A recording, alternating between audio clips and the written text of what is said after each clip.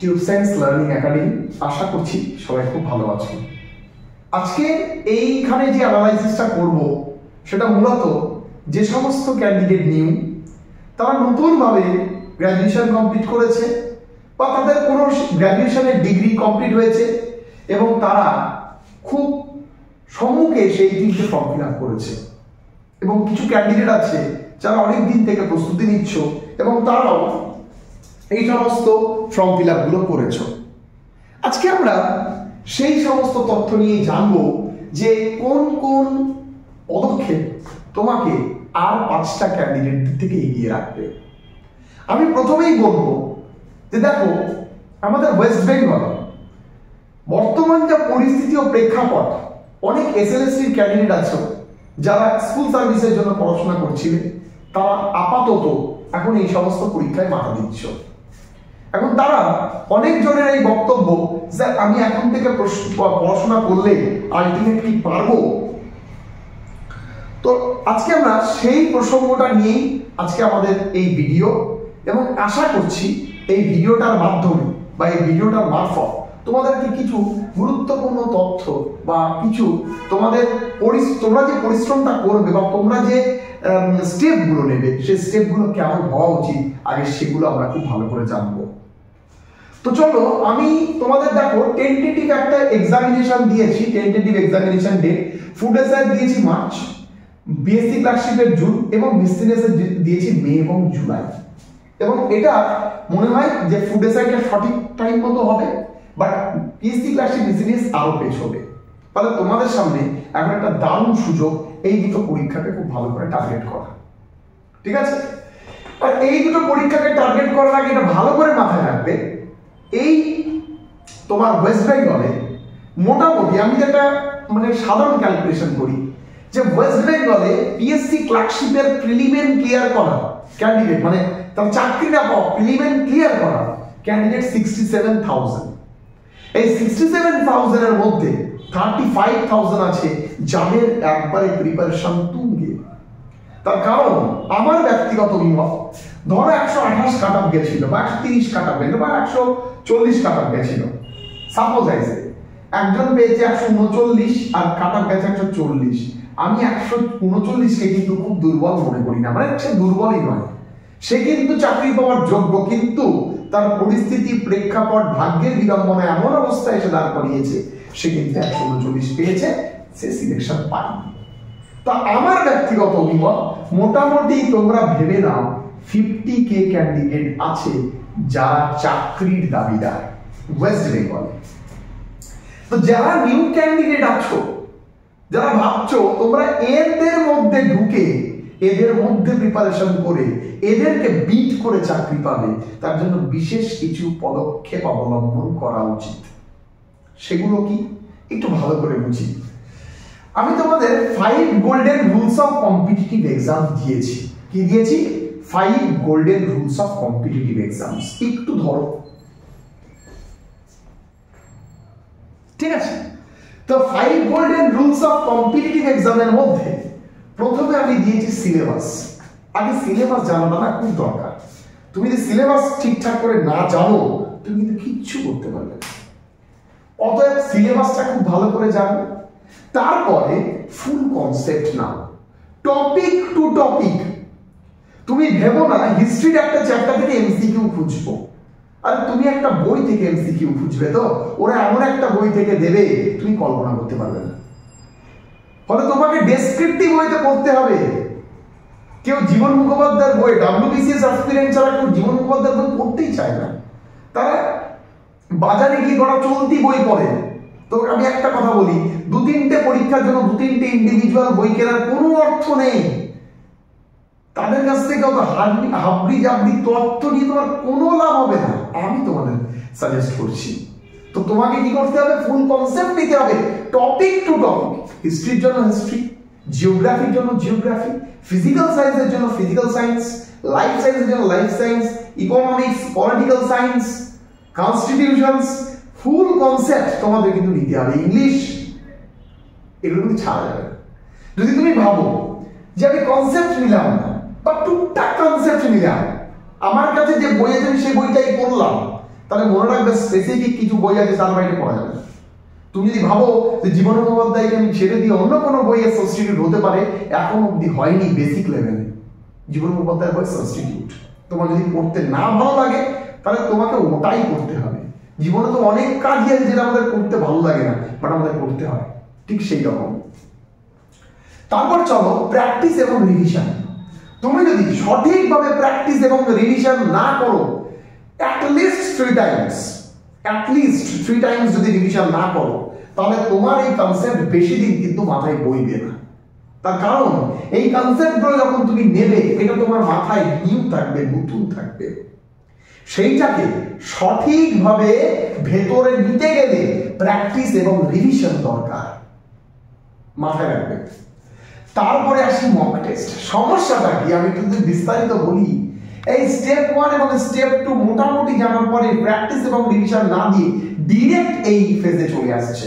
আর আমি এটুকু তোমাদের লিখে দিতে পারি, ওয়েস্ট বেঙ্গলে বর্তমান যে situations, each and every channel তারা মক টেস্ট সিরিজ দিচ্ছে, তাতে কোনো ক্ষতি নেই।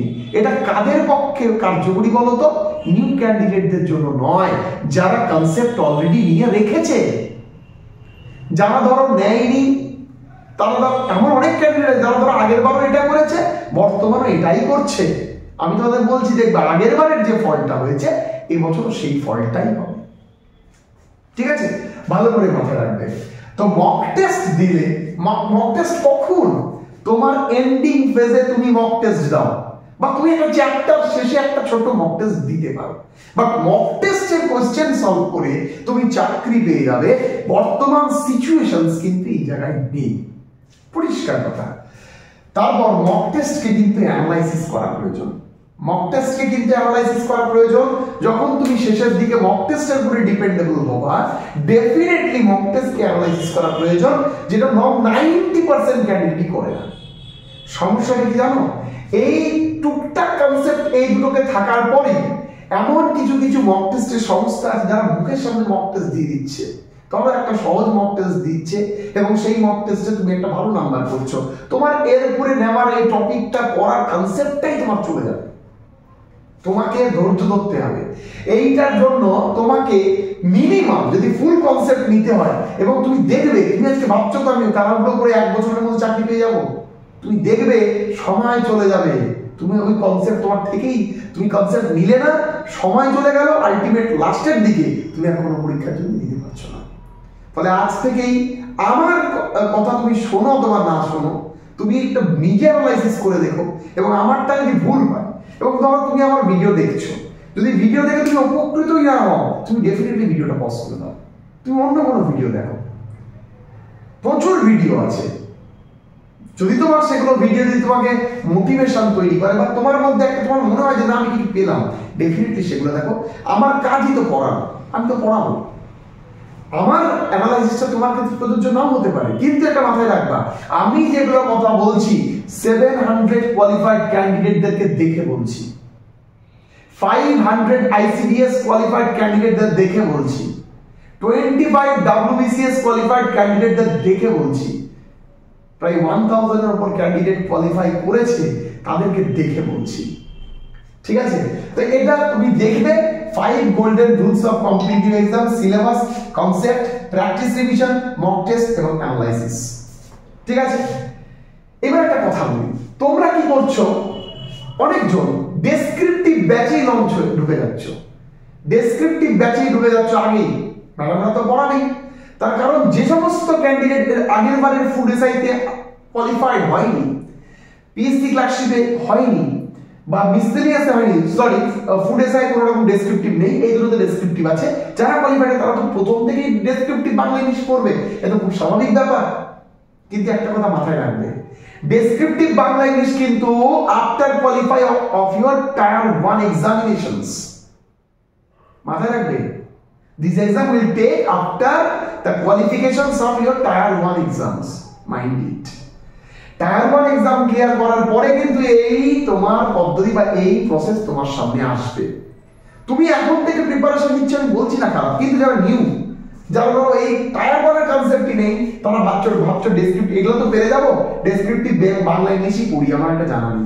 আমি তোমাকে বলছি দেখো, এর আগের বারের প্রশ্নপত্র, এই বছরের প্রশ্নপত্র যে এক হবে এটা বলা যাবে না। আর একটা সমীকরণ তোমাকে বলি যে এর আগের বারে ফুড এসআইয়ের যে ভ্যাকেন্সি ছিল, বিএসসি ক্লার্কশিপের যে ভ্যাকেন্সি ছিল, মিসলিনিয়াসের ভ্যাকেন্সি আউট হয়নি, এই দুটোর যে ভ্যাকেন্সি ছিল এই বছর কিন্তু এদের প্রত্যেকের ভ্যাকেন্সি কিন্তু অর্ধেক হয়েছে।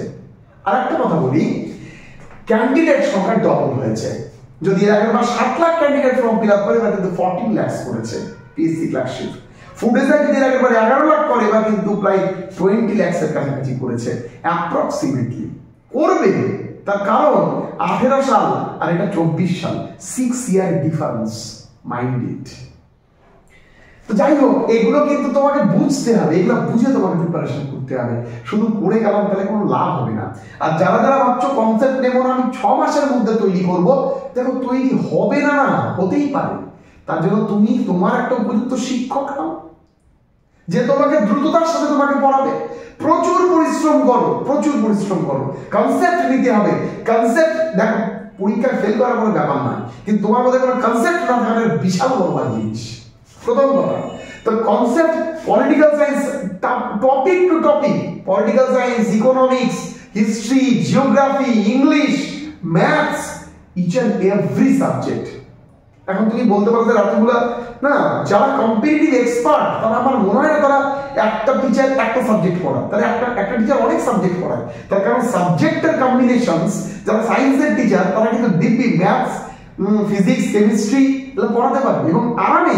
সে কিন্তু যদি অ্যাকচুয়ালি কম্পিটিটিভ অ্যাসপিরেন্ট হয়ে থাকে এবং মোটামুটি 16 to 20 এক্সামস ক্লিয়ার করে থাকে, 5 এক্সামস, 16 to 20 বড় বললাম, 5 এক্সাম ক্লিয়ার করে থাকে, তাহলে ডেফিনেটলি সে তোমাকে পড়াতে পারবে বা তোমাকে বলতে পারবে দেখো এই পরে এই কর, মাথায় রাখবে, ঠিক আছে। এবং সেটা অবশ্যই WBPSC হতে হবে, কারণ WBPSC একটা পরীক্ষায় ভালো নম্বর সেই পায় যার মধ্যে কনসেপ্ট আছে, ভালো করে মাথায় রাখবে, ঠিক আছে।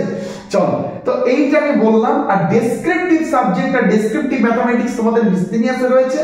মিসলেনিয়াসের প্রিলিটা কোয়ালিফাই করো, তারপরে দেখবে বিভিন্ন স্যার, ইভেন আমাদের একাডেমিতেও এই ডেসক্রিপটিভ বাংলা ইংলিশের ক্লাস আমরা ছাড়বো, আমরা ডেসক্রিপটিভ সাবজেক্ট ম্যাথমেটিক্সের ক্লাসও ছাড়বো, ঠিক আছে।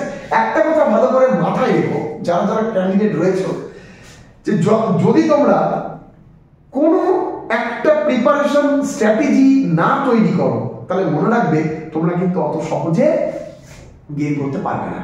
তোমাদেরকে কোনো একটা প্রিপারেশন স্ট্র্যাটেজি তৈরি করতেই হবে। সেটা তুমি কবে করবে, কিভাবে করবে, সম্পূর্ণ তোমার ব্যক্তিগত ব্যাপার।